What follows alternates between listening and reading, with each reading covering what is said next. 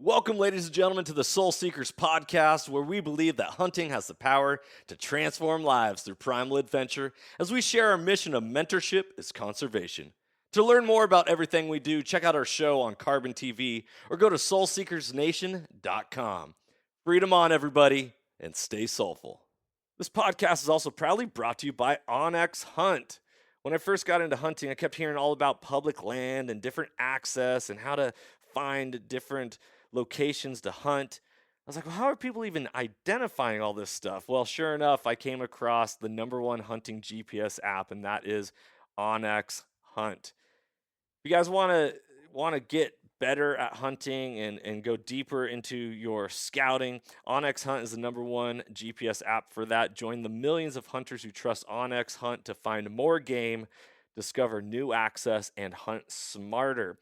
It was a game changer for me, and I know it's going to be a game changer for you if you've never used it. If you have used it, you know the power that it holds. Guys, I really hope you enjoy this episode. If you want to know more about onX, go to onxmaps.com/hunt and check out their app. Be blessed, freedom on, and stay soulful. All right, guys, if you're in the market for a new hunting rifle this coming year, look no further than a Kelbley's rifle. I've been rocking their Coda rifle for the last couple seasons, and I've had great success with it. It's an amazing shooter, and every time I put one of their rifles in somebody's hands, they're like, oh, I got to get one of these. Kelbley's holds over 92 world and national records that are either broken or set on one of their actions or rifles. So they really set a higher level of accuracy. If you want to know more about Kelbley's rifles, go to kelbley.com. That's KELBLY.com. Tell them Johnny Mack sent you with Soul Seekers, and go enjoy shooting that much more in this coming hunting season. Be blessed, everybody. Go check out Kelbley Rifles. Ladies and gentlemen, welcome back to another episode of the Soul Seekers podcast. I'm your host, Johnny Mack, and today I have an episode that is dedicated to all the people that want to learn more about how to kill animals. Because isn't that what it's all about? Like, as much as it is fun to fulfill our souls and go out and enjoy nature, it's sure a lot easier to make it through winter and fall in a carnivore diet when you got meat in the freezer to eat, because I know very quickly, because I left a lot of tags unfilled this last year in my first year hunting the state of Texas.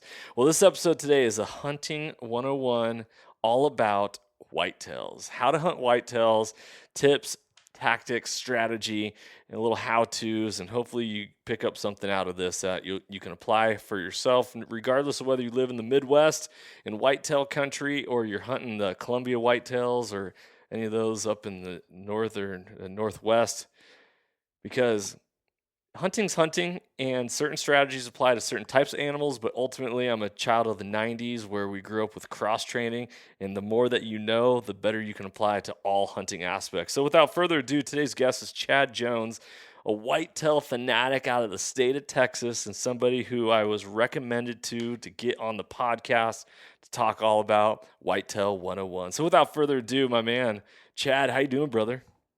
Good, buddy. Appreciate you having me on, man. It's obviously my favorite topic, you know. I love it. Well, good, because I got a lot of questions, and we're gonna be chatting quite a bit. So a little history on me, Chad, is I come from the Northwest. The Northwest has blacktails, it has mule deer, and it has a small population of whitetail. Well, it turns out I've only ever killed 2 bucks until outside of the state of Texas, and both of them were whitetails, ironically. I've never killed a mule deer. I've killed blacktail does, but I want to know how to hunt blacktails, or whitetails, excuse me.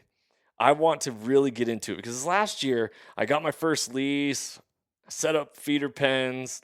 It's an active cattle ranch, so I had to navigate the cows, which they just busted down one of my feeder pens the other night. I was watching it play by play with my Reveal cell camera, sending me a notification on every moment, and my heart just sunk, and I was like, no. I was just out. You know, those cows are good for filling the freezer too, you know. Right. Just the ranchers typically don't like that. Yeah, the lease fee might go up a little bit, or you might, it's a one and done type of situation. So yeah, so that was my experience last year. I went into archery season thinking that I was going to be able to shoot fish in a barrel. I thought if there's a corn feeder, whitetails would show up and it was easy peasy. Um, I saw some deer. I saw some deer that were not legal. I shot on a buck. I drew a couple drops of blood. I don't know where my arrow hit or where it went for that matter. Sam, the host of Fall Obsession podcast, came out with his dog and we tracked it and just kept tracking and never found anything. And so it made it all the way until like mid-November and I finally shot my buck. And at that point, I was very frustrated because I was like, man, I'm not seeing deer. I'm sitting and I'm sitting and I'm sitting and I'm having lots of sits, but I'm not seeing deer. So today's episode, I want to dive into, everything that you do in preparing for the whitetail season, what transitions you're doing from early archery to middle of October, preparing for the rut, and so on. So, brother, how long have you been hunting? Oh man, it's been quite some time. My dad started taking me when I was 4 years old. So man, I mean, to me, that was the only way to grow up. I mean, there was nothing to me, there was nothing more exciting than them picking me up from school early on Friday Yeah. with, the trailers loaded down, the trucks loaded down, all the hunting gear and tents and coolers, and headed to the East Piney Woods of East Texas, which we hunted public land back then. And, of course, I was so little. Me and my brother were so young when we first started it. We weren't actually hunting. We were just going, sitting there wrapped up in a tarp and, just playing and just enjoying nature. And, but, just learning and watching my dad. And so, man, I was just ate up with it at an early age. And then, of course, I guess got my first rifle when I was probably 7 and a little 30-30. And then once I started shooting pigs with that, it was over. I was like, this is so addicting. And then shot my first buck with the rifle on public land when I was 10. And then started bow hunting when I was 13, but went on a pretty long spell. I was like 17 before I got my first buck with a bow. And that was definitely a challenge and very, very frustrating, as all bow hunters know. But yeah, so been doing it quite some time. So and I'm still addicted to it as much as I was. I mean, it seems like it just grows more and more. Yeah. Even some, I guess, what people would deem as success or really really nice bucks. It's just, man, I'm made up with it, regardless whether it's a booner or it's a 125-inch deer. It all still gets me the same. Yeah. I love it. That's been one of my biggest realizations is I've always been a meat hunter. And when I say always been, ever since I started hunting and killing animals, which hasn't been that long, right? My being able to progress to hold out for more mature animal of a classification is one of the last things on my list because I'm like, dude, meat in the freezer, and I haven't killed enough animals to feel like I can hold out and know what I'm doing all the way. So the whitetail bucks that I've killed prior, one of them was a spike. So in Texas, we could shoot a spike. But my branch antler, little 8-point basket buck, wouldn't even be a legal deer down here in the state of Texas. Yeah. We have a 13-inch rule here, so most people just judge it on at least as wide as their ears, and it's just it's crazy because I've seen some massive deer that great mass, great time length, but go straight. I mean, they're actually not legal deer, and you're like, dude, that's a big really buck. good deer. Yeah. Yeah. But it's just genetics, and so right, which is weird because I had a picture of a buck, actually filmed him. He came into the feeder.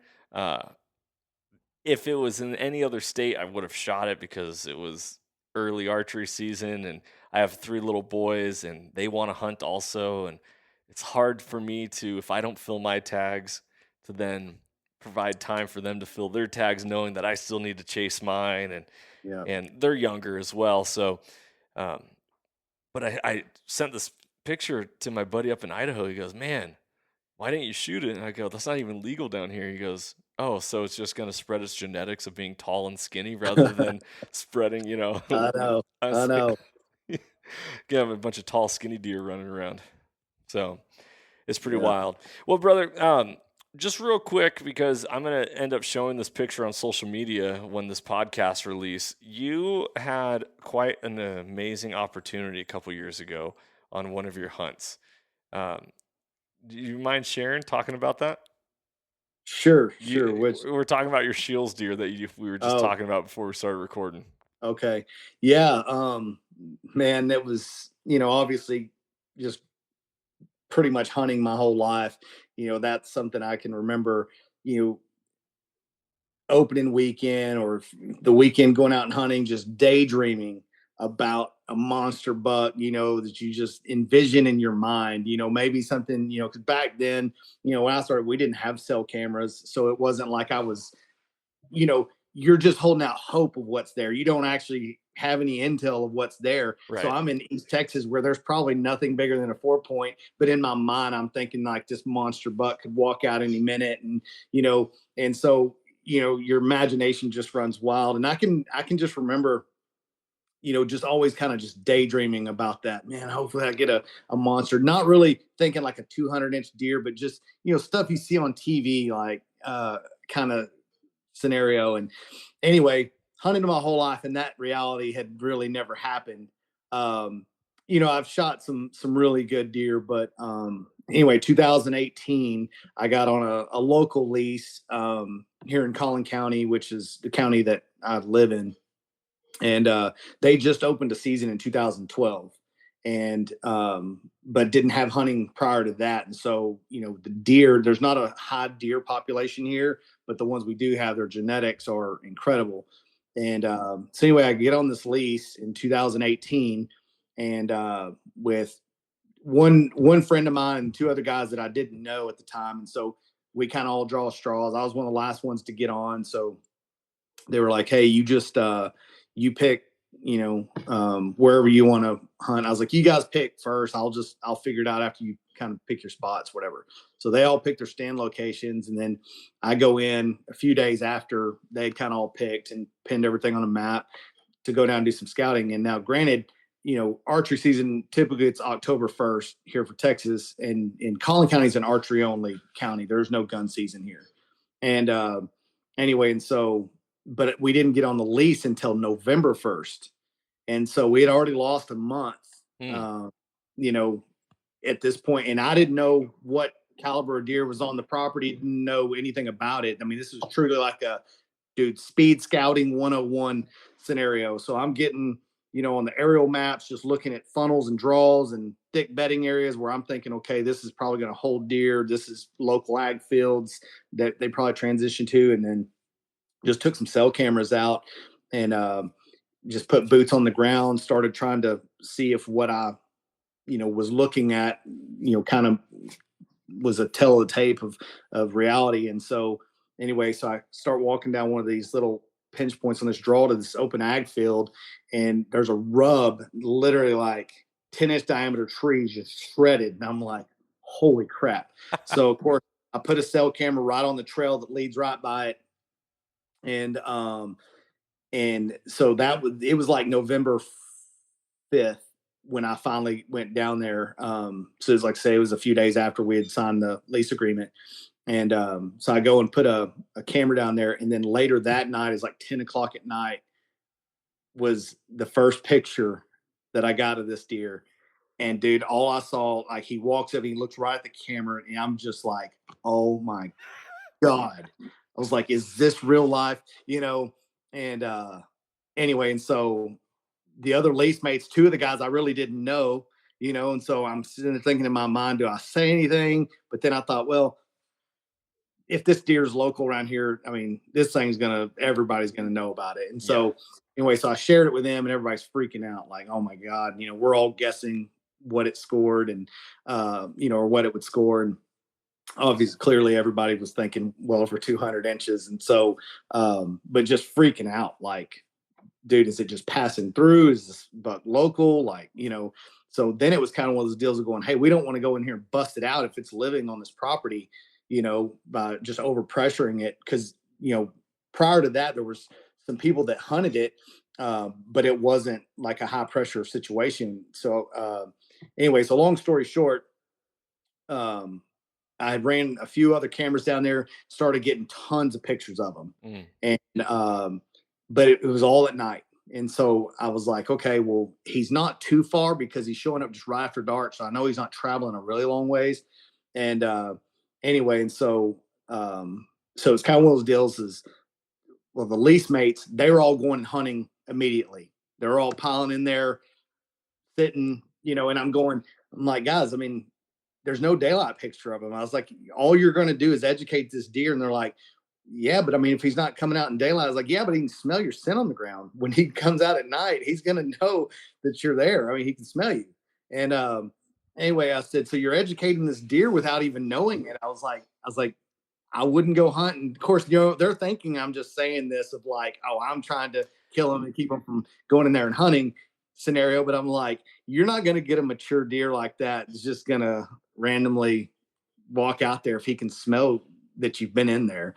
And I said I would wait until you get daylight pictures, and then the wind's right for your stand, getting there and make it happen. And so anyway, they didn't listen. They were just blowing it out. And I was just like, man, and it just stayed nighttime pictures into like another week.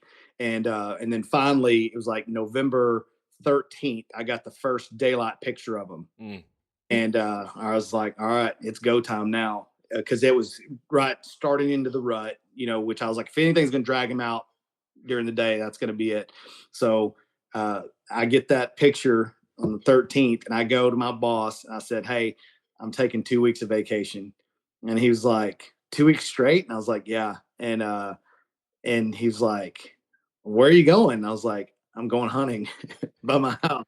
And he's like, really? He's like, man, it's supposed to be a big deer. And I show him a picture. He's like, I don't blame you. I hope you get him. And, so anyway, I pretty much hunted every single day, but I moved locations based off the wind direction. And I had an encounter with him on November 17th at 45 yards. I kind of took a tactic. One of the guys was hunting one of the stands that, it was a kind of a south wind that was blowing into the bedding area, which I was pretty sure where he was staying. And I'm just like, dude, you can't be hunting on this side because, I mean, he's going to smell you and he'll never come out.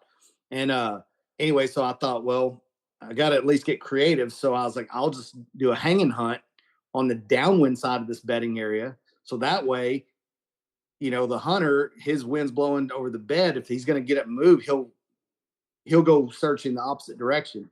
And sure enough, works like a charm. 9:15, I see legs coming down this trail. I'm sitting over a mock scrape and I'll kind of a rub right next to it at 18 yards.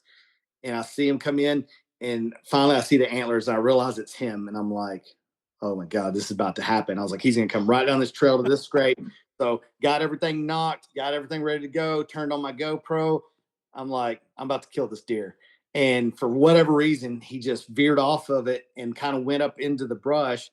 And he steps out at 45 yards, but there was like a little small sapling in the way, like for a clear shot.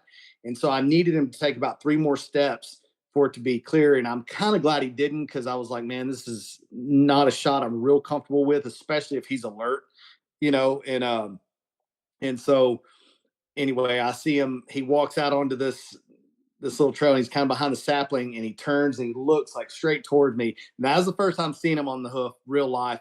And I'm just like, dude, this thing looks like 3 trunks like growing out of his head. And I'm like, oh my God. It was like I had to just look down. I was like, it was taking everything not to just lose my mind.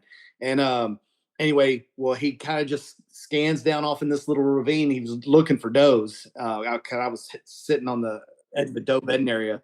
And he turned around, goes back up the way he came. I guess went back up and bedded down for the rest of the day. And I was just like, oh my God.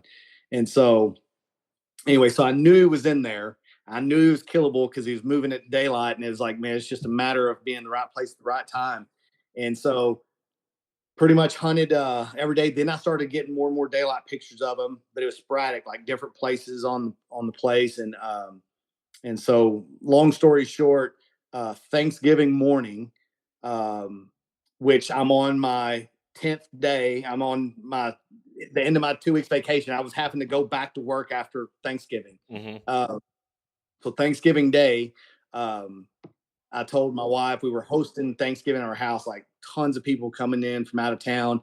And I was like, hey, I'm just going to go hunt. It's my last morning to hunt. I'm just going to go hunt. And she's like, just don't be late for dinner or for lunch. And I was like, all right. And anyway, so I go down there. It's mid morning, and one other buddy was on the lease. He was hunting that morning too, and I guess it's probably about 8:45. He texts me and says, "Hey, I just saw the drop time buck chasing hard on a doe, running to the south, but he's like 3/4 of a mile to the north of me." And I was like, "Man, there's no way he's gonna end up where I'm at." So I'm starting to get all my stuff put together, and then all of a sudden I hear crashing through the woods, and I look up and I see this doe just flying, and she kind of dips down this little ravine, going through this grass, and I'm sitting on the ground. Like, I don't know if you know what a ghost blind is. It's like mirrored panels. Okay.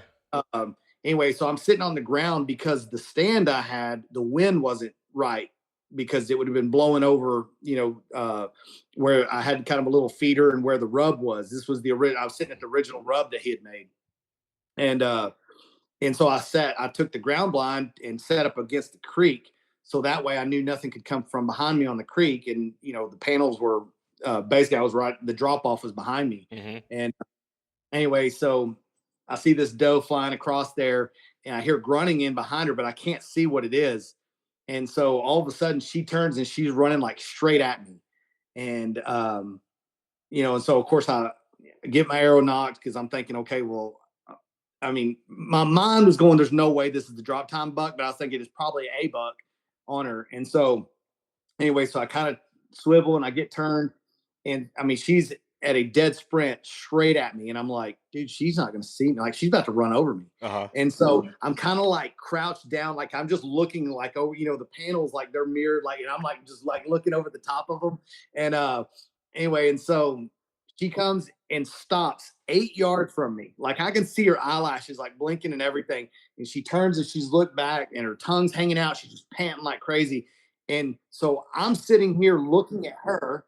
She's looking this way, and I hear her running and grunting still coming from the way she was. But now she's so close, I can't even turn my head. So I'm like trying as hard as I can to look out of the corner of my eye to see if I can see what's coming. And anyway, so she just bolts. She kind of does a loop and takes off. And when she does, I look over and I see this drop time buck. I mean, I'm talking same path she was on, running straight. He's looking like burning a hole like right through me. And I'm like, dude, he's about to stop right. He's about to go where she just was, which is 8 yards from me. And I was like, and he's looking at me. I can't get drawn back. I was like, in my mind, I'm freaking out. I'm like, dude, what am I going to do? What am I going to do? And so luckily she kind of hooks and goes across this little ravine and kind of starts running back away from me. Well, when she does, he's running in right at me and then changes his angle to cut her off. And so now he's quartering hard, kind of away from me. And I had already ranged all the trees. And so I knew, where my 20, my 30, my 40, all that was. And so when he was at about 25 yards, he's angling away and he's still trotting. He's not at like a hard run, but he's just kind of like nose down, kind of trotting. And anyway, so as soon as he changes his angle where he's not looking at me, I draw back and I'm just like, man, man. And he's still going. I'm getting progressively getting louder. I'm like, man, and he's not stopping. And so now he's at the 30-yard tree, and I'm like, dude, screw it. So I line up with where the 40-yard tree was, and I was like, I'm just gonna lead him just a little bit, because knowing that he's basically, it was going to take a miracle shot basically for me to shoot a half running deer at 40 yards, angle quartering away. Anyway, but so I line everything up right at 40. I let it rip, and I see it go in right to the back side of his rib right here. And he was angled so hard that it was a full pass through and come out right behind the backside of this shoulder. Oh, beautiful. So I see the luminoc. Yeah, I was like, for 100% went through the liver. So I was like, he's dead for sure. It's just a matter of when. And but I see the luminoc go through. It's laying on the ground. He bolts off and he follows back up towards where the doe goes, but I don't see him fall. And so then adrenaline hits. I mean, because it happened so fast that adrenaline really didn't hit until after the arrow flew. And then I'm like, dude, did I really just shoot him? Yeah. And so now it's driving me crazy. Of course, I'm texting my wife. I was like, I'm gonna be late. And anyway, and so I was like, normally I would wait for like an hour, because so I don't bump the deer, but I'm just like, man, I can't help it. I'm gotta go check the arrow and see what kind of blood I have. So I go up there, I see the arrow just coated in blood. It's got a lot of dark blood on it too. So I knew for sure it hit liver. So I was like, he's gonna die. But what I didn't want to do was push him and end up on a neighbor's or off in a creek and wash down the whatever. And a million things could happen. Anyway, so I was like, well, what I'm gonna do is I'm gonna dip down this creek and I'm gonna look over the field edge or where he just ran. If I don't see him, I'm backing out. I'll go have Thanksgiving later that night or whatever. Anyway, I ease around the edge of it and I take my binoculars. I'm kind of scanning over the grass right on the tree edge where I last saw him run through, and I see antlers just sticking up out of the grass, and I'm just like, oh my god. And so I walk up, and I didn't know for sure if he was dead or just still laying there. So I sat and kind of watched, and I walk up real slow, and he was dead. He probably ran maybe 80 yards. And dude, to walk up and put my hands on him, I was just like, oh, what have I done? It was insane. So of course, I'm texting my dad, texting my lease mates. I was like, dude, the drop time buck's down. They're like, no freaking way, and so but anyway, so, and of course they all haven't tagged out, right? The other three lease mates. So we're trying to keep it as quiet as we can, because a deer of that caliber, it spreads like wildfire, and what you don't want is people coming and poaching and trying to, they hear the deer's shot there and then they're trying to pay crazy money to lease it out from under you. So we're trying to keep everything under wraps. Dude, it hit Facebook because one of the guys, the ranchers, the cattle guys that was there, he came to help me drag him out because he saw me walk out to my truck, and I had like a mile walk, and he saw me walking out all red and burning up hot, and he's like, man, you have any luck? And I thought about not saying anything, but I was like, dude, this is a long ways to drag this deer, and he had a little Kawasaki mule out there, and I was like, yeah, shot a pretty good one, man, and it's like, is there any way you can help me come get it? And he's like, yeah, absolutely. So he comes down there, he's like, oh my god. And so he's like, you mind if I take a picture? And so I wasn't in the picture, but he took it in the back of that Kawasaki mule. And I just told him, I said, man, please don't share this with anybody. We just don't want this to get out and lose the lease, blah blah. I said, out of respect for the other lease mates, want to not bring a bunch of attention to this property, while they're still trying to hunt and whatever. And so he's like, yeah, no problem.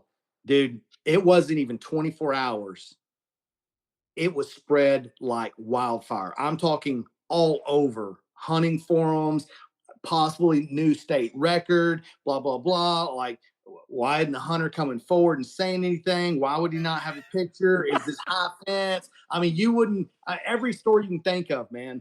And so it gets going more and more. Well, Cable Smith with the Lone Star Outdoor Show, Yep. I don't know if he's been on the podcast. Yep.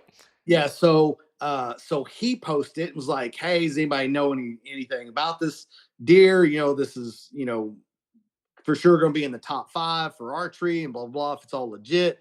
And so at this point, nobody knew that I shot it because, like I said, there wasn't a picture with me with it. Nobody had knew that I'd shot it, except for my lease mates, my dad, whatever. Mm-hmm. And anyway, and so I see the picture of the Kawasaki mule floating around. Everybody's sitting it. And I'm like, dude, he freaking sent this out, and so now it's like, and then locals were going, oh, I've seen this deer. Hey, I think this is over here. I mean, all kinds of speculation going on.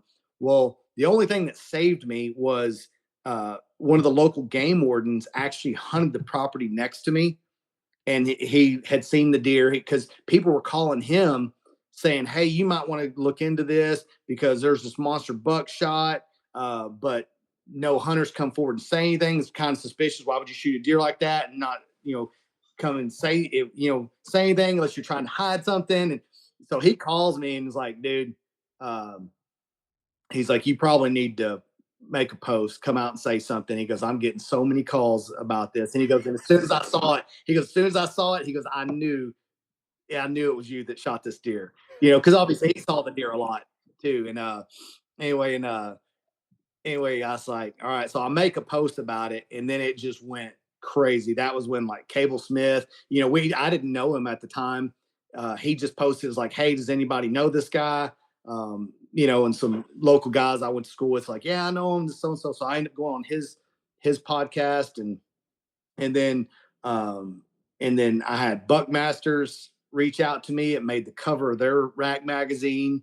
North American Whitetail, Texas Trophy Hunters. I mean, all these, Eastman's Journal, all these publications started coming out, paying for rights to the pictures and articles. And I was like, dude, this is the greatest thing ever. I get paid to deer hunt, and so, so it was pretty cool. It opened a lot of doors. Obviously, it ended up winning regionals, as well as one state. I didn't even know that was a thing, like you could win state in deer hunting. But anyway, I went to the state awards in San Antonio, and it was the number one buck killed, largest buck killed in the state of Texas in 2018 for gun or bow. But as of right now, I haven't heard of any passing it. But right now, I think it still sits at number 3 for all-time archery in the state of Texas. That's awesome. There was a girl last year out of East Texas, a little bit. I don't know, it's like an hour, kind of hour and a half north of East us. She just shot like a 244. I think she shot it with a rifle last year, but I don't know what it ranks all time for state of Texas, but it's up there. It was a giant. What'd your deer end up measuring at? So mine netted 233 and 7/8. Yeah. Nets are for fishes. What did it gross? Well, so I had a couple different gross scores. Buckmasters had it at 244, and I've had some that said 235. Some was 238. Yeah. So at the end of the day, the only thing that goes in the book is the net score. So it's kind of like, but that was something that SCI was pushing for.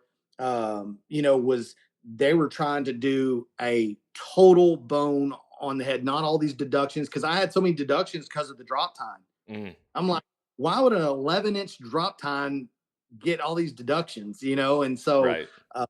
To me, I'm going, you're not giving credit to an animal that physically grew every square inch, of bone on his head if you're taking all these deductions because he's irregular, Yep. But yeah.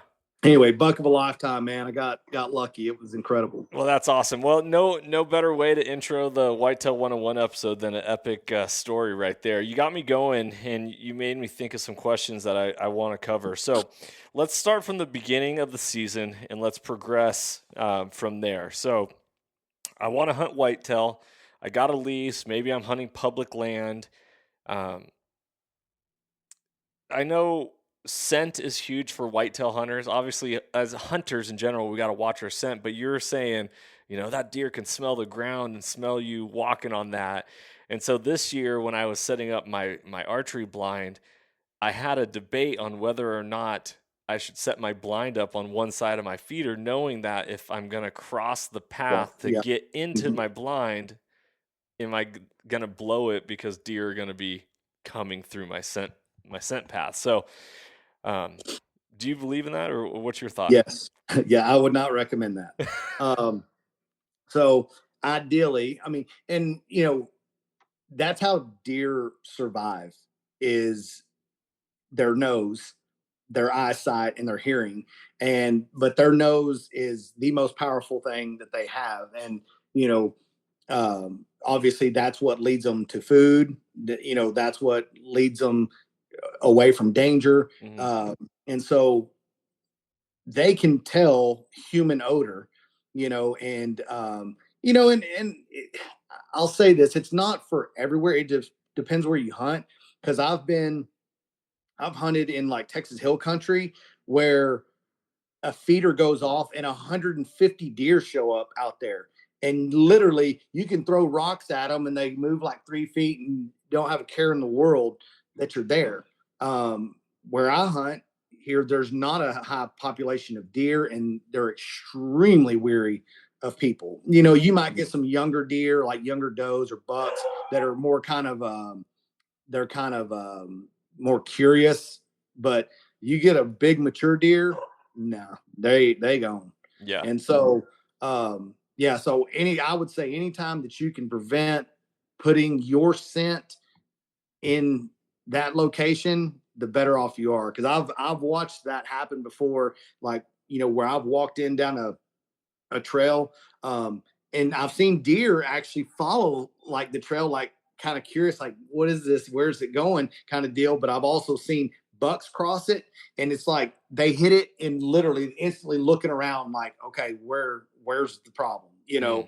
And so I would say, just to be on the safe side, I would never like walk through where the deer are coming, whether it's feed or bait pile or a crossing or trail or anything like that. Okay, that's very interesting because when I set up my lease, um, I put I would completely do it all over again. And actually, after having this conversation, it makes me second guess this coming season, knowing how everything happened last year. And I'll probably at the end of this, I'll have to show you some maps on what my lease looks like because that way you know what I'm talking about. But but that's very interesting. So last year, I sat in a blind and I had to. Well, it seemed like I never saw deer. I never saw deer. Never saw deer. I don't know if it was the wind or uh, I bought one of those pop up blinds that you can kind of see through the walls a little bit, and I felt like I was getting silhouetted based off of the sunrise and the sunset, and I felt extremely frustrated. Hmm. I'm confined to the borders of a lease. I want to just get up and take a walkabout and, Yeah, and do some still hunting, which is what I'm used to on Western style of hunting, right? right, Find a glassing knob. And if you don't have a glassing knob, slowly take a walk through the woods. Make sure the right, wind is in your face. Um, but based off of our lease rules and how that goes, I can't. I'm not allowed right. to. I have to stay in my spot and just kind of suck it up and deal with it. So when it comes to setting up a lease or setting up for a hunt, let's start with the lease first. Um, you got a portion of land. You have at least one feeder. You're gonna whether it's tree blind or regular blind or whatever. How do you go about picking your spots that you want to hunt? Um, well, a lot of it's going to just depend on kind of a preliminary deer survey. Like, how many deer are you talking about on this place? Are you dealing with a handful of a small local deer herd that you're going to educate really quickly by them seeing you go into your stand or get out of your stand? Or, is the property so small that they hear you and see you when you pull in to camp? Like, those deer, I mean, that's their home. You're invading their bedroom. That's where they live their life. And so any little bit of pressure and things out of the ordinary, they react to. Hmm. Some deer more than others. Some could care less. Walk up to you in camp. It's different for different places. But I would say, if I was on a new property, depending on the time of year, I mean, if it was this time of year, I'd be going and looking for rubs, um, like rub lines, scrapes, things of that nature. Obviously, first thing I would do is get on a topo map and find, water sources and food sources. If you have, any ag fields or any neighbors have ag fields next to you, that's always a good spot to, to sit in glass and kind of do an observation sit. Um, find out where the thickest areas are, drainage ditches, anywhere that would be bedding, and then ideally you're going, okay, if they're bedding in this location and there's a cut ag field in this location, they're probably going from point A to point B. Now, how can you get in that in between Right. without getting busted or seen going in there in right wind and hunt that How do you transition? know of a bedding location without blowing it out? Um, well, most of the time, and like I say, it's different for different places, but most of the time it's going to be some of your most, denser cover.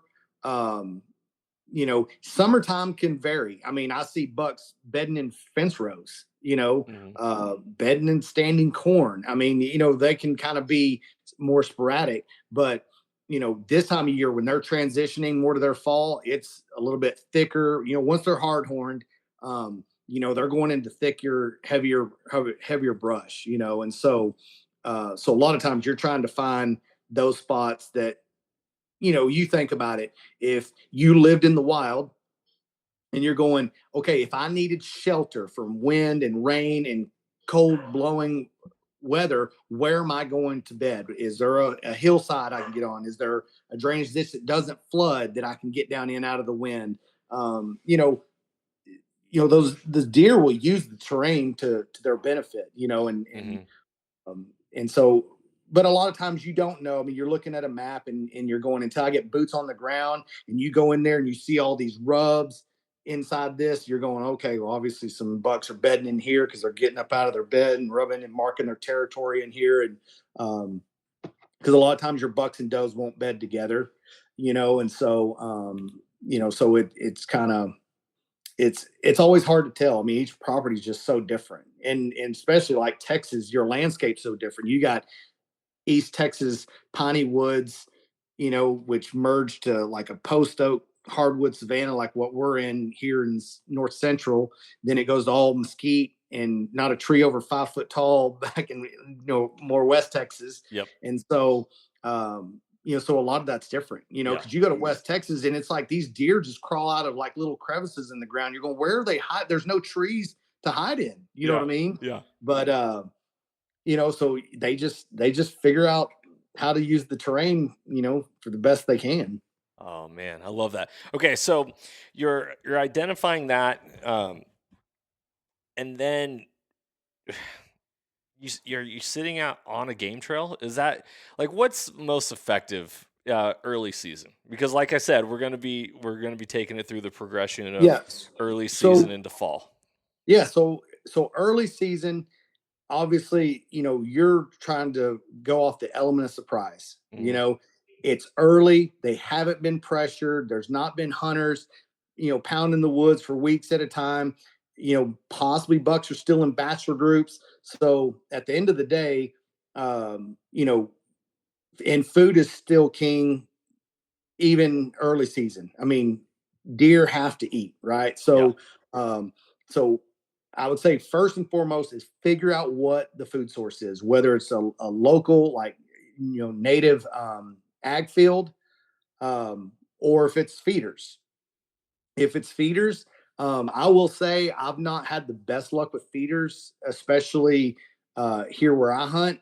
The bigger, more mature bucks, if they come to them at all, is normally at night. Mhm. Um, they just, gravity feeders, something that doesn't make noise and scare the crap out of them when it goes off. I will see some bigger bucks come eat out of gravity feeders, but like spin cast feeders, I've never ever shot a mature buck at a spin cast feeder. Hmm. And so, Interesting.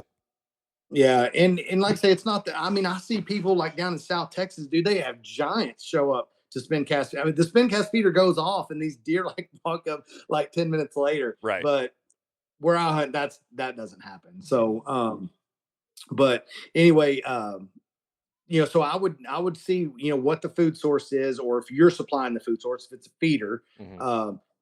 maybe you don't sit over the feeder because the other thing, and this is where I kind of rely on trail cameras. I put the cameras on the feeders. I'll put the cameras over on trails because if you're just watching a feeder, that might not tell you what's really there, because you're getting the raccoons and Right. does and everything else and pigs that come to the feeder, but the mature bucks may not ever come to it. And if you didn't have cameras in these other locations, you might not ever know there was a buck there. And so, because I will see that happen a lot, is bucks, especially early season, there's so much vegetation to eat. They don't need to risk what might feel like a sense of danger to go eat corn out at a feeder. They can browse off of everything under the sun right now. And so, so a lot of pastures, if you got food plots is always a good thing to try to hunt. But I'll say the hard part with hunting that early season, unless they're patternable, where you're going, hey, this buck's in here like clockwork. When the wind's right, boom, make my move and try to make it happen on the first sit in. Because if you don't, and you're just going, because man, you're probably like everybody else, same way with me. You wait 9 months for this time of the year to come, and you're going, dude, I just want to get out there and go hunt. And it's the hardest thing, because right now I don't have a shooter buck showing up in daylight. Well, I'm not going to go sit just to sit and go, well, hopefully today's the day that he just decides to walk out in the middle of the day.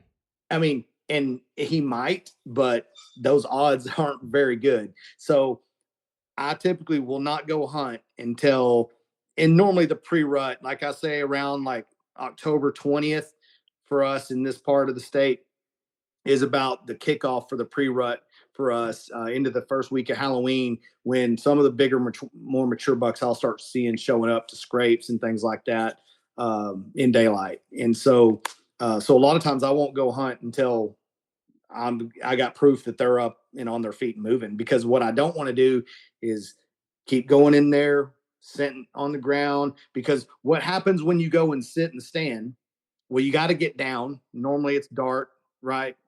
Or mid-morning or whatever, and you're educating deer because something's either seeing you get down and walk back to the truck or whatever. And so you're slowly educating these deer. And I can assure you, if those deer are blowing at you in the field, those bucks might not be close by, might be a little ways off, but they hear it and they're going, something ain't right over there, and so you're just slowly educating them without even realizing you're educating them.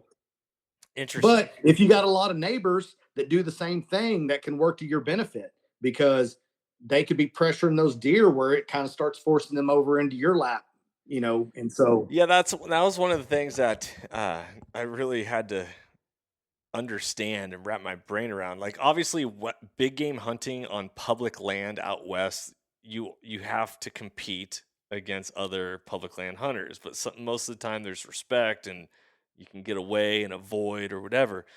When you're lease hunting and you have a specific portion of land that you can hunt, that the boundaries are, other people are hunting, Right.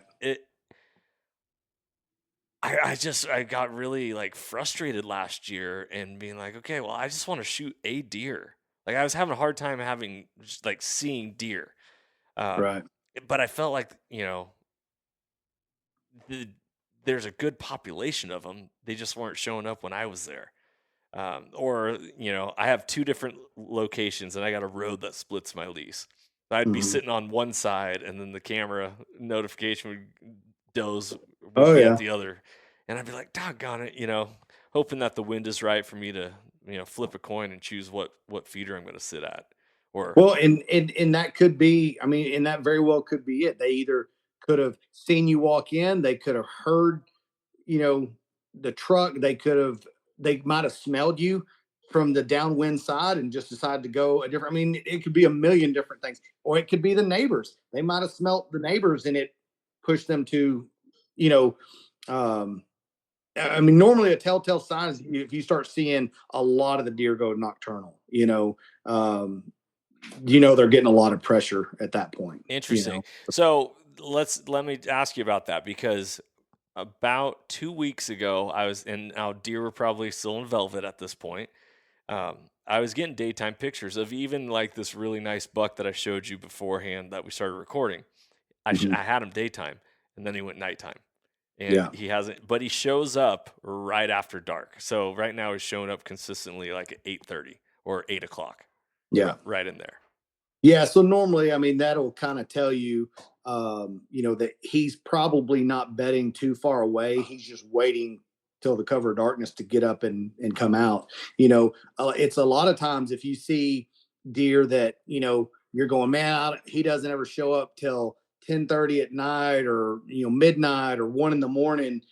Those are the ones I would be more concerned with because you're going, he's probably traveling a long ways if he's consistently coming, but that late at night. Hmm. And, but yeah, if he's coming, man, right at dusk or, um, another thing, is because it's always kind of deceiving where they might be coming from. But like in the mornings, if they're there, because a buck, he's going to try to get back into that bed before the sunrise, before sun comes up. And so if he's got a long ways to travel, he knows that. And so he's going to try to leave earlier to get in bed before while he's still under cover of darkness. So if you're getting one, right when the sun's starting to come up, or still just a little bit right at dawn, and he's just leaving your food source or whatever, then you're going, all right, he's not traveling that far. Because if he had 3 miles to walk, he wouldn't be leaving right now. Now, granted, that all changes during the rut. They throw a lot of caution to the wind in the rut. You might see him walking around 11 o'clock in the afternoon. And so, Right. Right. but early season, because right now I've got some leases I have no pressure on. I'm talking zero. And I got a camera in one of the buck bedding areas, bastard group of bucks. I've got pictures of them laying down sleeping at 11 in the afternoon, 1 o'clock, getting up, eating some. I mean, it is in their bedroom. And I got in and put it in way early summer, and before they really kind of transitioned and pigeonholed to this, because I knew they were going to go to this little bit kind of thicker area, as it started transitioning to the fall. Well, the farmer came in and started cutting all the corn and everything around it, and it pushed some of them up because now they didn't feel so secure in this little drainage ditch. So a lot of them are still there, but some of the others have kind of already split off and moved. Some of the bigger bucks have moved out to a little bit thicker cover. Mm. Now I know they're in the area, but I'm just not seeing them on camera because they're having to travel farther to get back over there. Gotcha. That makes sense. I on one of side boundary of my lease, the farmer or rancher or whatever ended up cleaning up a bunch of underbrush. Like I'm sitting, my blind is on the barbed wire fence line. Like Yeah. it's right there. Yes, last year I wouldn't have shot it early in the season, but later in the season when I needed to fill my tags, Oh yeah. there's a decent, it might have been an 8 or 10 point walking by, but it's on the other side of the fence, not legal. I can't I Right. can't shoot it. Well, now there's all a bunch of fresh growth growing up. It looks like a beautiful little meadow of green Mm-hmm. underneath these trees, and I'm wondering, is that going to be a detriment to me, or is it going to actually help me more because The it could undergrowth is on your side or his side? on the other side of the Their fence? side. Yep. It's normal. Deer love that new growth vegetation, so it could be a detriment to you. But if you're getting them coming from your side, crossing over to feed there, then you know you could still win off of that deal as long as the wind's right for you to hunt it. But I will say the only drawback about hunting a fence row is unless you know the neighbors or there's no one hunting over there, it's not a matter of if, it's a matter of when someone walks by you. It's inevitable. Someone will walk by and mess up your hunt. And it'll probably be right when the biggest buck you've ever seen. And you'll see them get real skittish and bolt off. And be like, what was that? And then all of a sudden you'll see somebody walking by and you'll be like, dude. So I would recommend, just my recommendation, I would get off of the fence row. Well, I'll keep that in mind for next year apparently, because I don't think I want to go in there and mix anything up right now, especially with Yeah. season starting on Saturday. Great advice though. Thank you. All right, so as we start to identify these locations, these bedding areas, um, how are you choosing where you're going to go sit? Well, And most of let's talk it early season archery, right? We're not rifle shooting where we can shoot something out to, 200 yards now, potentially or whatever. when you ask the question like where I'm going to go sit, you saying like where I'm going to put stand placement or like where I'm actually just going to go hunt in general? Well, yeah, more stand placement, I guess, because obviously the wind plays a factor in where you're going to be and all Yeah. that. But So this time of year, like all my deer chores are done.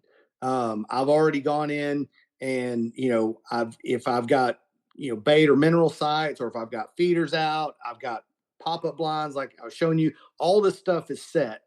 Some of those spots I know, hey, the deer are going to come to this location, whether it's my food plot, my feeder, like, and some of them right now I'm going, I don't have a shooter buck showing up at all, but I've got a lot of does. And I'm going, I know the boys are going to show up eventually when they start coming out and searching for does. And so I don't have a bunch of heartburn going, well, I'm not seeing any bucks on this property right now, because not every property that I have, for one, not all of them produces big bucks every year, which is why I have multiple leases. So it gives me more options. Because like last year, I had a buck that had several really good bucks on it. This year, I haven't seen a buck over 120 inches. hmm. And I'm going, well, I know they all didn't get shot. So where did they go? And so it just kind of depends. And we had a lot of flooding, that can push them around. And so anyway, it's, you know, so I would say I just kind of let the cameras do the work to give me inventory off of mock scrapes to see what bucks are in there, especially while they're in bachelor groups. That's always the best inventory I can get, because once I get one buck in there using the scrape, all the rest of them around will start showing up using it. So at least I know what deer are in the area. And I might look at that and go, all right, I'm writing this property off. There's not even a buck I'd consider even hunting, putting in hours on over here. Hmm. And so, and so I'll find the properties that I, see some potential shooters. And, if they're relatively frequent, then I'll go in and I'll find, some trees, I'll go in and like a midday or something, and I'll find a tree that I want to set up in for certain wind directions. Some of them I won't even put a permanent stand at all. I'll just do a hanging hunt scenario. So I might go in, climb up, cut some limbs off, be like, I'm going to sit in this tree on this wind, climb up there, cut some shooting lanes. So that way I can just stay as mobile as I can. Other options, I might take the ghost blind. That way, if I'm going, well, I don't want to make any racket. I just want to get in, get set up, and steal. Then I can take the ghost blind. I'm set up in 10 seconds. And so Okay. it just kind of varies. Let me back up here a second and ask you a question about mock scrapes. Like, what are you taking your feet and just digging dirt out and then pouring some deer piss on it, or like what is it? This is brand new to me. So, so I mean, obviously, deer make scrapes, Yeah, right? yeah, They naturally make scrapes, and not just bucks do it; does will do it too, and they'll also, what we call licking branches. Normally, it's a low hanging branch, kind of head height to a deer that they'll find, and they'll kind of chew on the limbs and the leaves a little bit, and they'll start rubbing their preorbital gland on it and sending it, and basically it becomes a communication hub. Because when they make the scrape and they pee in it, well, actually they put their legs together and pee on the back of their hocks on their legs, but they're peeing over that scrape. And then the licking branches, they're not always like in combination together. Sometimes it's just a scrape, no licking branch, but then sometimes you have both. And a lot of times that's how you find them, because they scrape the ground and then rub their scent, their preorbital gland, on the branch, and that they deposit that scent so that other bucks, when they check it, they can start learning, hey, there's another buck, and then they'll know essentially every buck by their scent in the area. hmm, So, um, so it basically becomes kind of a big phone booth. You know what I'm saying? yeah, It's yeah, so they're all going there to communicate. And so instead of me waiting or tromping all through the woods to find one, I'll make one. And normally you want to make it where there's already trails or paths where deer are going to find it relatively soon. Yeah. And then once they find it and they start using it, then all of them will typically start using it. And then I just put a camera over it and I'll let that monitor them, and it shows me basically every buck and every one of them will go up there and they'll put their scent on it, and the next one, and the does will use it too. But how I get them started is I'll go in. Yeah, I'll either take my boot or I'll take like one of those like little like yo-yos, you know what I'm talking about? Just like cuts grass stuff. Yeah. And I'll scrape all the dirt away, like, in a, I don't know, 2-3 inch diameter circle. Normally I'll put either like a grapevine, something that grows naturally. I try not to ever use rope just because that's not natural, even though deer will still use it sometimes. But I'll take grapevine a lot of times if I don't have the right branches, and I'll zip tie those on, put them at a certain height above it.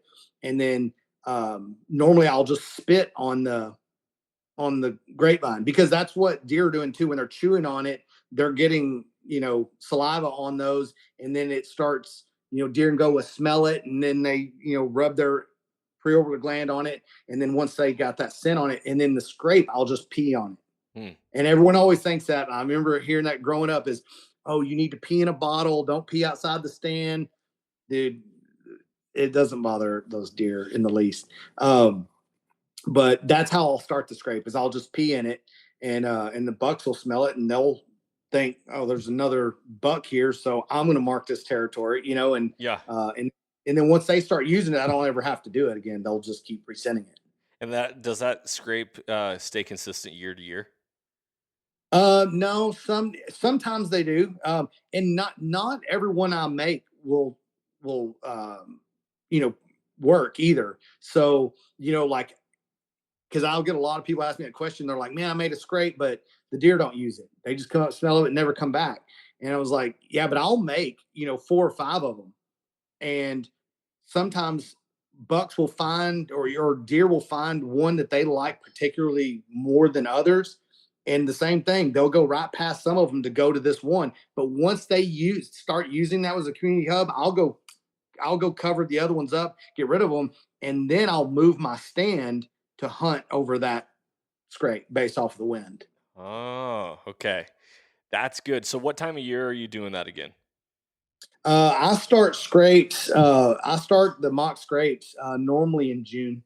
I mean, deer will use them. They'll use licking branches and things really all year around. But most of the time you really don't notice it naturally, like deer's naturally doing it until scrapes start showing up all over the place, is during the pre-rut for us. But yeah, I do them all summer long because I want to make them and get deer to use them while they're in bachelor groups, because I don't want to see the one-off bucks showing up. I want to see all of them together at one time. So I'm going, all right, this property's got some monsters on it. I'm going to put some time in on this one. Okay. Yeah. Okay. That makes sense. I like that. If you have a big buck, a big mature buck, uh, from what I've seen, they're not hanging out in bachelor groups. They like to still be solo. Is that something that holds true that you've seen as well, or are they still in bachelor groups? No. I mean, I had one last year. I mean, he was 188, and I know because the neighbor shot him opening weekend. He was running with some other decent bucks all summer long. Um, so it's not really on how mature. A lot of it's their personality. Like deer just have different personalities. You get some kind of introverted that, man, they're antisocial, whether it's their age or whatever. I mean, so it's not really the rack size, because and it's not a dominance thing for them either, because you're thinking, man, the biggest buck, kind of the most dominant one, he's like, get away from me, kids, I don't want to deal with you. I mean, that's not really the case, because I mean, I see little smaller young bucks bully some of those bigger ones that just aren't aggressive deer. They just, Yeah. some of them just love to fight. Some are just fighters and they're aggressive, and others aren't. They're kind of reclusive, and so it's just different deer personalities. It's not Gotcha. really Okay, because anything. my big buck has been solo for a couple weeks now. Um, Well, I mean, yeah, that could be that he's just either split out of, because sometimes I'll see them in groups of 6 or 7 bucks in a bachelor group. Sometimes I just see them paired up with like 2 of them. mm, So a lot of it will just depend on how big the deer herd is as well. yeah, yeah, that makes sense. With hunting wind and weather patterns, are you always making sure you have like a north wind and a south wind type setup, or um, how do you go about choosing that? um I try to always at least have options to where if I'm going, all right, I've got a property where I've got a giant on it, obviously I'm going to want to hunt when the weather is right. If I've got like a high pressure day or a cold front or something blowing in, well, it doesn't always guarantee that cold front is going to be a north wind. You know what I mean? Hmm. It might be a temperature drop from a storm, and it could be a southern storm. You know what I'm saying? So it doesn't always guarantee that you think of a cold front as just being a north wind. But I see deer moving on southeast winds, south winds, west winds. And so I'm going to want to be able to hunt based off of, high pressure, or days it's been windy for like 3 or 4 days.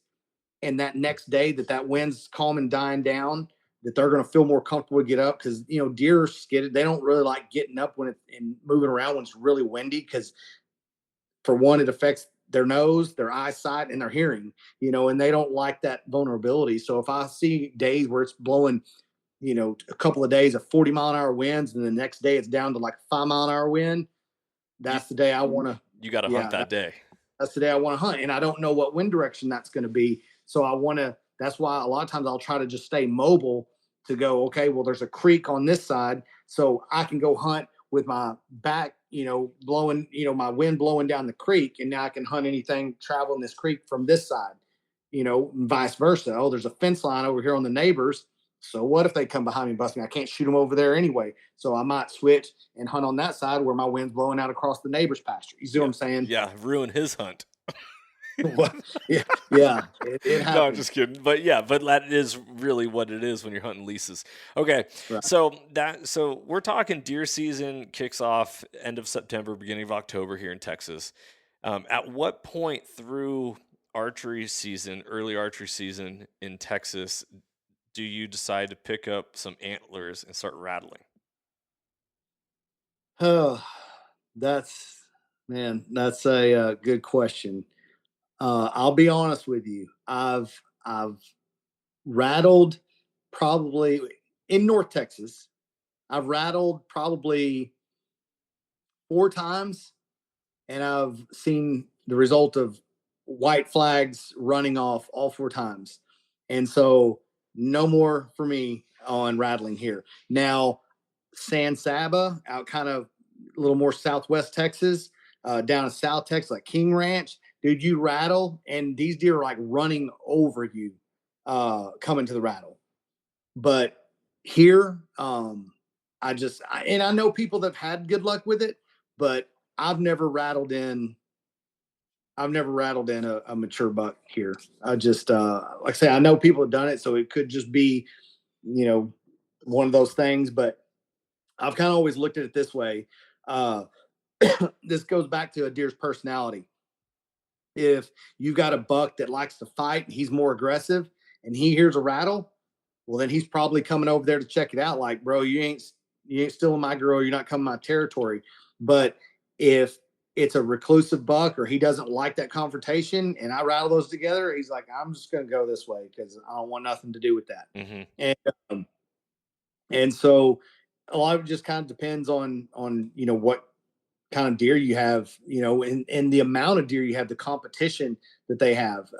Because if there's plenty of does, then a lot of them are like, nah, I mean, what am I fighting for? There's 900 of them over here, Yeah. and so it just kind of depends on different places. I will say that is one of the coolest experiences, though, is when you rattle and bucks just come out of nowhere. I mean, that experience is amazing, but I've never had that happen here. Okay, so if you were for people who do want to rattle, let's say they're not in Texas and they're like, all right, I'm doing it regardless of what this guy Chad Jones says. What time of the season do you start? Can you start rattling and getting responses? Is it mid October? Um, I wouldn't really do it in mid-October because you're still so ahead of the pre-rut. Um, Now, if you get close to Halloween, you might, because now bucks, their testosterone's going up.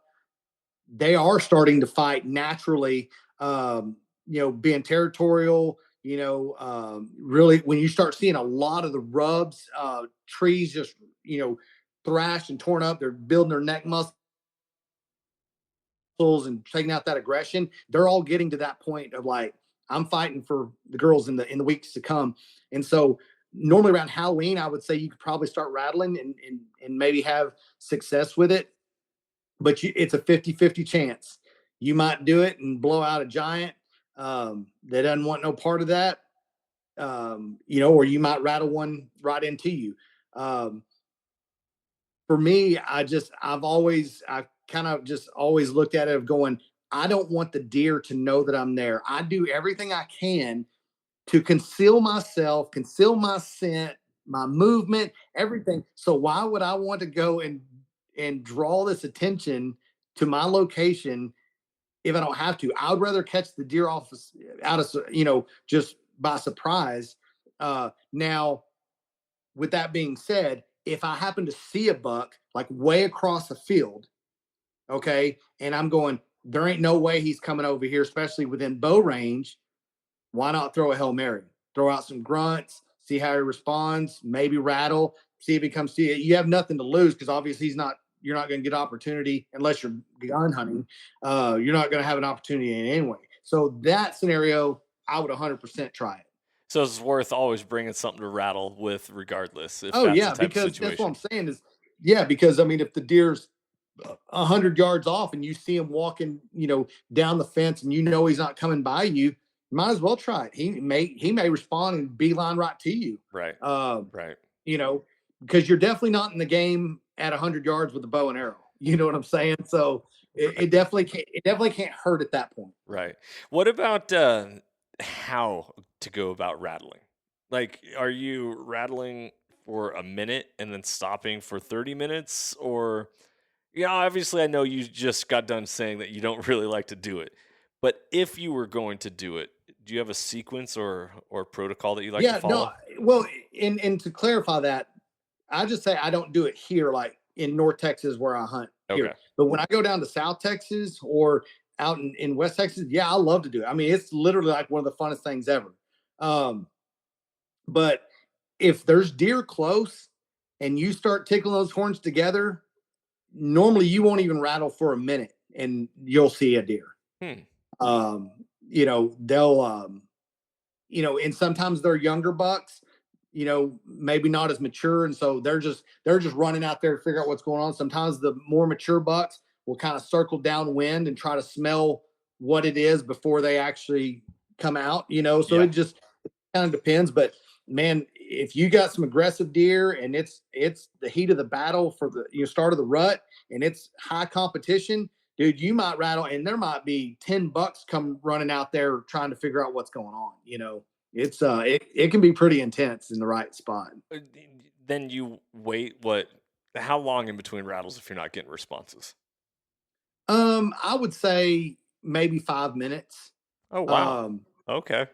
Yeah, I would say, I would rattle, not super aggressive at first, just, kind of tickling them together because you don't know how close a deer might be. There might be one right here and you start clanging that together. They'll be like, gosh, dang, I don't want nothing to do with that It's deer. kind of You like know what I mean? coyote calling, where you start soft Yeah, for yeah, the ones yeah. that are close and then Yep, turn it yep. up. So kind of tickling them together, which you see that sometimes anyway, like early season.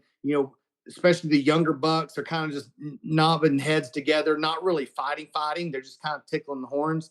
I would start with that. That way, a deer's curiosity will be like, "Hey, there's some bucks over there. I'm gonna go see who's in my area Yeah. from the more dominant bucks."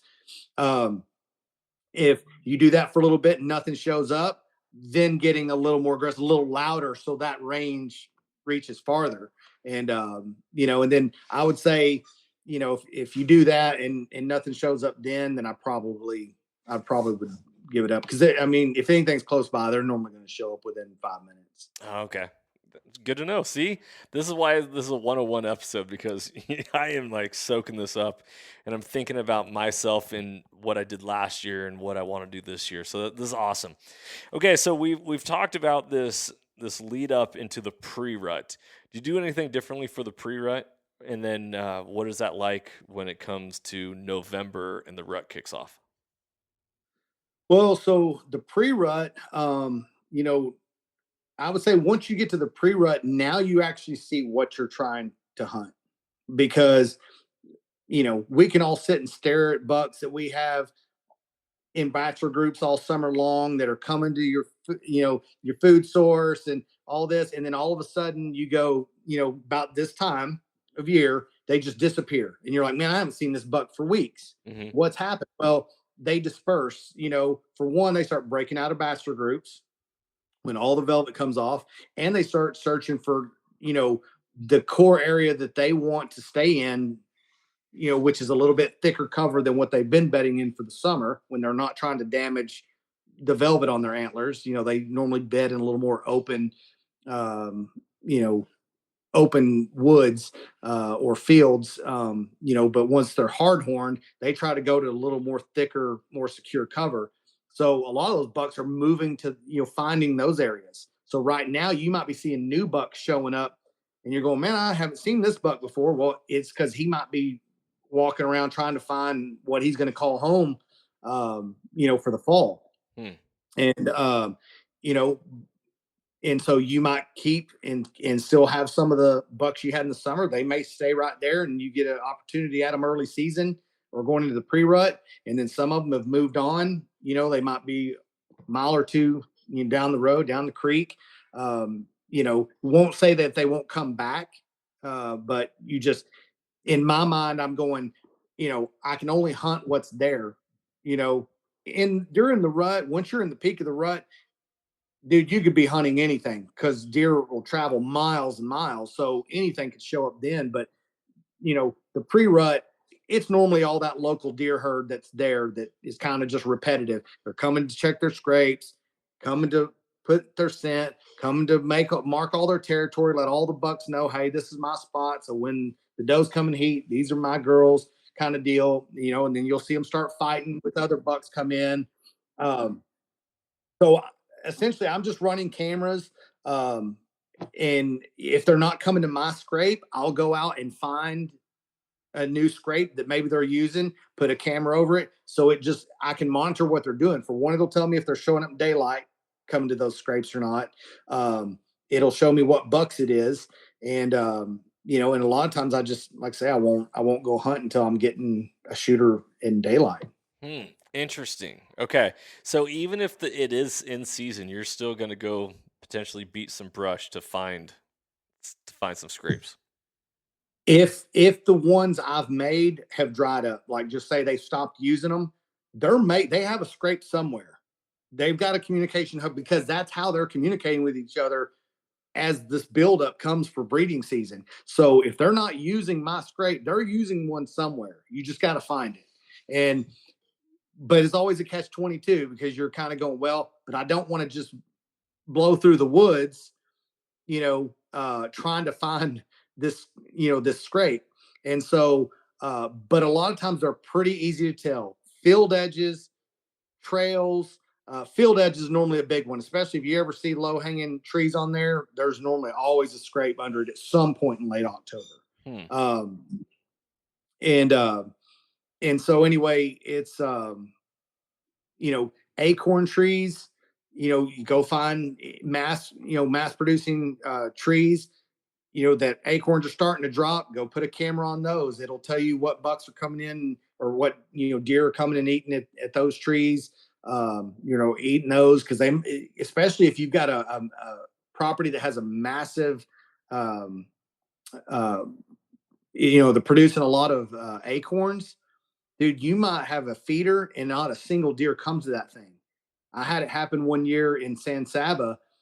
I mean, I'm talking like piles of corn on the ground. I'm like, what is going on? And there's tons of deer. Well, dude, it was the largest acorn crop I'd ever seen. It was like walking on bubble pack. Dude, it was the craziest thing. And all the deer were coming up out of I sat and glassed them one day because I was like, man, I'm not going to sit in the stand. I'm going to go watch these drainage ditches where they're coming up and see where they're going to eat. They were all coming out, going to this big acorn flat or oak flat and eating acorns out of it. Not a care in the world on that corn because they prefer those white oaks over corn anyway. Huh. And they're going, well, hey, why would I go in danger to go to this feeder when I can go over here in this brush line right next to my bed and eat, you know? And, so trying to find native food sources is huge too. Interesting. Last year I felt like there was a lot of acorns on the ground. Yeah. Did you experience that as well? It depends. I mean, like, because I've got some properties here, like last year produced crazy acorns and this year they didn't produce any. And so then you're kind of going, all right, well, this tree that was money last year, now where am I going to, and deer they'll travel to those things, so now the neighbors may end up with all the deer because they got a mass producing tree that day or, that year. So it just, because deer will travel a long ways for the right food, and so it just kind of depends. Interesting. Okay. That's good to know. I ended up putting in a sweet, savory mineral block, bait block in Mm-hmm. my feeder pens along with my cordon feeder because I wanted to see if I could beat the whole concept of what the acorns did to me last year. And the deer have not touched those blocks at all. At all. They'll eat the corn, but they're not going to touch the blocks. I found that to be interesting so far. Yeah. I've never had good luck with the blocks. And I don't know. I mean, I've had some trophy raccoons eat on the blocks, Uh-huh. but I've never had good luck with deer eating the blocks. And I don't know if it's just all kind of the man-made products that's in there, that, molasses and things that aren't natural to them that's mixed in here to make these blocks that they're just kind of like, nah, I'm out on that. Or what it is. But I mean, I've also seen, people say, dude, I'll use a salt block and these deer annihilate this thing, so I think it's just different for different places. But yeah, I've never had good luck with the blocks either. So it's hard to say, but you can't, I mean, if you're competing with a native, natural oak, like oak tree, mass producing oak trees with acorns on the ground, you're in trouble because they will prefer that over corn all day long. You might as well figure out a way to hunt that tree. Yeah, Or 100%. hunt that area. Yeah. Okay, good to know. All right, so we talked about pre-rut. Anything to know about the rut? And then I feel like just for the sake of time, more or less wrapping this episode up, just because we've dropped a lot of info for people.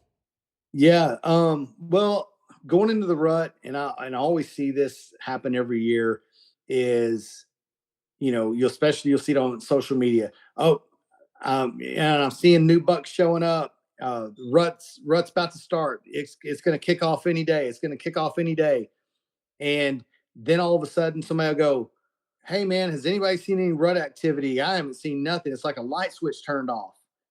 And then all of a sudden someone's going, well, I've seen a buck chasing doe, but that's it. I ain't seen nothing. Well, does anybody know when the rut's starting? And then you're getting into Thanksgiving. Hey, anybody know when the rut's going to start? It seems like it should start any day, but I haven't seen nothing. Dude, the rut's over and y'all have missed it. And the rut is it the same, depending on what location you're in, it's it's in the same time frame every year. Genetically, the DNA to the herd that in the area that you're in. And so it's in that same time frame. It's just what changes is temperature. A lot of times, especially here in Texas, man, it's still hot in November. And so do you think these deer are going to want to chase these does, go try to pin them and corner them to breed if it's 95 degrees outside? No, they're going to do it at nighttime. They're going to do it at nighttime. And so people are going, man, I sat all day, didn't even see any movement. Yep. I had Yeah, that happen to me because the last deer year. ain't moving. Yeah, because they're moving at night when it's cooler. And so I see that happen all the time. But then you'll have the years where you get cool weather, like, really cool weather, and you time it just right, and you're going, dude, the woods was on fire today. I saw 7 bucks chasing one doe. This is hot doe. I mean, and it's like, man, this is the moment we live for. The drawback with the rut as a bow hunter, I actually hate it because 9 times out of 10, They're not standing still. they're not standing still long enough for you to get a shot. Yeah. So you're going, so if you're banking on going, man, I'm waiting for the rut to show up, you're not wanting the seeking and chasing aspect. You're wanting the tail end where they're tending a doe, where that doe drags them, they're following the doe and they drag them in front of you to come to a feed side or down a trail or something like that. The peak of the rut when they've got them on lockdown, that's like the worst time in the world, because if all of them are coming in at that same time, you can literally go sit out there and be like, I didn't see a single deer when there should be deer chasing all over the place right now. And so that's always the hardest part to pin down, and it's so different for everybody that I see people talk about that every year. They're like, man, I didn't have a rut this year. Yes, you did. It wasn't an intense rut because of either temperature or the buck to doe ratio. That can make a huge factor too. If you've got say 4-to-1 buck to doe ratio or doe to buck ratio or whatever, where the bucks are going, I don't have to get up and search for miles for a hot doe. They're coming into heat, on the daily right here. They don't have to get up and go anywhere. Mm-hmm. So these bucks aren't competing for anything. So you don't see them out running across the fields and the highways. They're able to breed right there in their local core area. And, so they've got food, water, and breed, and they don't have to go anywhere. So you're physically not going to see the rut activity. But now if you've got a more balanced herd where it's more competition and these bucks are frantically going, man, I got to get to the next one before the competition does, then that's when you can see some pretty gnarly drag out fights and, pretty intense ruts. You told me the story of you shooting that monster buck earlier on and having to go meh, meh, to get it to stop. I had to do that to shoot my buck this last year, and it was moments before I was about to leave my blind. I've been sitting all day. I'm on a clock. My wife's like, "When are you getting home? When are you getting home?" We got some stuff to do with the kiddos, and I'm sitting there. I'm about 125 yards from my feeder. I got a field in front of me and a lake to the northeast of me with a fence line where the road, where you could drive your truck in if you wanted to or whatever. And then I haven't been seeing anything. All of a sudden, this deer shows up right on the edge of the fence line, which I did not expect a deer to be on my side of the lake. I always figured they'd travel from the far side of the lake, and I'll show you Onyx here once we stop recording. By the way, all you listeners, sorry about that, but I wish I can't show you the maps of how it works right now while we're recording. Anyways, this deer showed up and stopped at the fence, and I was like, what? I was just about to leave. I wasn't even holding my gun. My gun was on the ground. I quickly hit record on the camera, hoping that it was pointing in the right direction, grabbed my gun, and by the time I hit record, this deer was already 2/3 across the field, just sprinting. And I grabbed my gun, meh, meh, meh, please stop. And it checks up and it looks back and pow, I got it. Nice. Which, by the way, you listeners, you can go watch that episode on Carbon TV in season 4 of the last year, which was pretty awesome. But that was an experience. I was like, holy smokes. Like, you have to stop a deer when it's running. Otherwise, if you don't even have that wherewithal to start like trying to do anything to get its attention, they'll run right out of your life. Oh yeah. Yeah. No, it's That's why we love it though. I mean, it's one of the most, like, I don't know, to me, it's like one of the most enjoyable but most frustrating moments ever, Yeah. is hunting, just trying to figure them out. A lot has to go right and come together. But yeah, I love it though. Man, I love it. I love you getting me all jacked right now. I can't wait. Dude, we're days out from the season start. I Yeah. knowing what happened with this big buck that I have my eyes on last year, I feel like he straight disappeared. No one in my area even saw him on camera after the opening week. So I'm not sure where he went, but my hopes is he shows up for me opening weekend, and if not, then I might have to shift my sights to a different deer. But everyone down here in Texas says, no, you don't do that. You only put your arrow in that buck. You hold out until that's Well,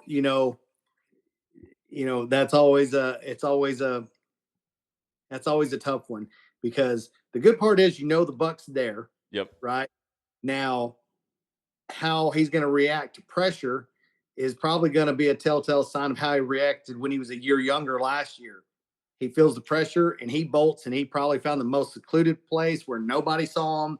And, it's probably what he's going to do again this year. So hopefully your first sit in, he comes out and you make it happen, and we can all see your picture of the big grip and grin, and that'd be awesome, dude. Yeah. Oh man, I can't wait. Well, you and I are going to be staying in contact over the season because I'm sure I'm going to be picking your brain and talking all about that. Brother, how can people connect with you or find you or ask you questions if they want to have any follow up? Yeah, so all my social media platforms, YouTube, Facebook, Instagram, TikTok, all of it's Chad Allen Jones. Um, you know, I'm I'm um, I'm pretty frequent on there, even though I stay in the timeout box a lot with Meta. They hate me. Um, but yeah, anyway, I love talking about this stuff with people, so people are more than welcome to reach out to me, ask me any questions, man. I love it. I love it. All right, guys. Well, I hope you enjoyed this episode. You got a lot of tips, tactics, pointers, and strategy that you get to apply for your coming hunting seasons and hunts beyond. Chad, thank you so much for being a part of the podcast and Soul Seekers Nation and sharing your wisdom, because mentorship is conservation, right? If we want hunting to last for generations to come, we got to invest in the hearts and lives of other people. And sometimes it starts with tips and tactics, and other times it starts with just spending time with people, which you did with me tonight. And I thank you very much. So, all you listeners, remember, hunting is under attack all over. Proposition 127 in Colorado, the anti-hunters are trying their darndest to take away cat hunting, which is going to be a domino effect for all the other hunting across the West and every other state. So we got to be diligent and savvy and stay on this and call out the BS where it's happening. It's happening here in Texas. They're trying to do the same thing with cats down here in Texas right now. And, it's a frog in a pot situation where, oh, well, that wasn't that big of a deal. And all of a sudden they get a foot in and they're taking over. So be diligent. Remember that you get to be an ambassador for hunting and you get to advocate for it wherever you go. So don't forget to speak positively about it, show up positively about it, because you are an ambassador. You got to spread the gospel of how awesome hunting is. Thanks for tuning in to this episode of the Soul Seekers podcast. For Chad Jones, myself, Johnny Mack, be blessed, freedom on, and as always, stay soulful. If you enjoyed today's podcast and want to support the show, you can always like, share, subscribe, and leave a rating, as it helps us share our mission of mentorship is conservation. Thank you so much for tuning in and being a part of Soul Seekers Nation as we transform lives through primal adventure. If you want to get more connected with the podcast, check out the Soul Seekers Nation Facebook group, as I look forward to connecting with you on the next episode. So stay tuned and stay soulful.